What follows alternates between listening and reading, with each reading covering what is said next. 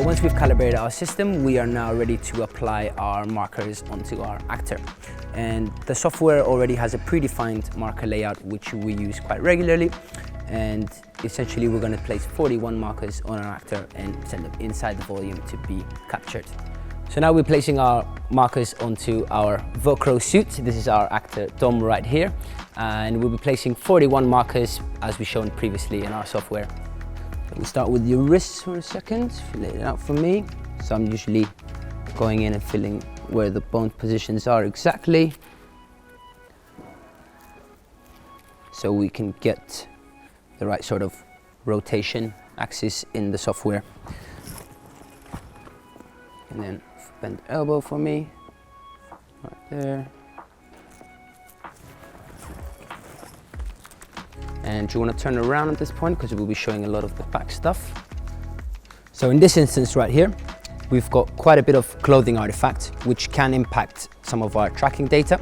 So in order to get the markers quite tight onto the suits, I use the Velcro to slowly pinch it and grab it so that way, no matter what movements Dom is doing later on in the scene, it won't adjust the position of these markers. So we get quite accurate skeletal tracking that way. So as we know, the markers need to go into specific locations. So usually I have the monitor on the left-hand side just to kind of visualize where these markers need to go. But once you do it 20 or 30 odd times, it kind of becomes muscle memory. Unless we're changing the marker layouts multiple times, then that will require a different sort of marker configuration. But generally, they're all usually in the same place other than a few being moved left or right or up and down. So I'm going to ask you to hold the front for me so I can place it, tight it at the back. And that will give us our lovely head tracking. Otherwise, we'll be headless, so we don't want that. And we use these different types of marker colors to distinguish between different actors. So if we were tracking more than one actor in the volume, it's very helpful to identify with their patches what color they will be in the software as well.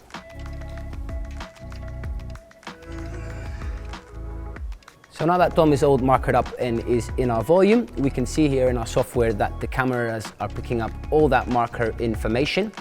But in order to create a skeleton, we need to do a process in which we call a T-pose. So if I ask Dom now to grab a quick T-pose, and I'll highlight all the markers in the software and hit create, it's now taken those 41 markers and created a digital avatar that can be driven in real time. So now if Dom wants to give us a little dance, we should be able to see that adjust.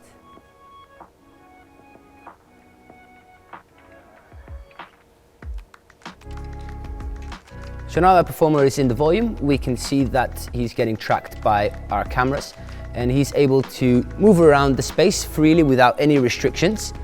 And I can also move my camera in a 360 perspective just to get a better angle on how the data looks. I can also zoom in and out and make sure that all the cameras are tracking him no matter where he is in the space.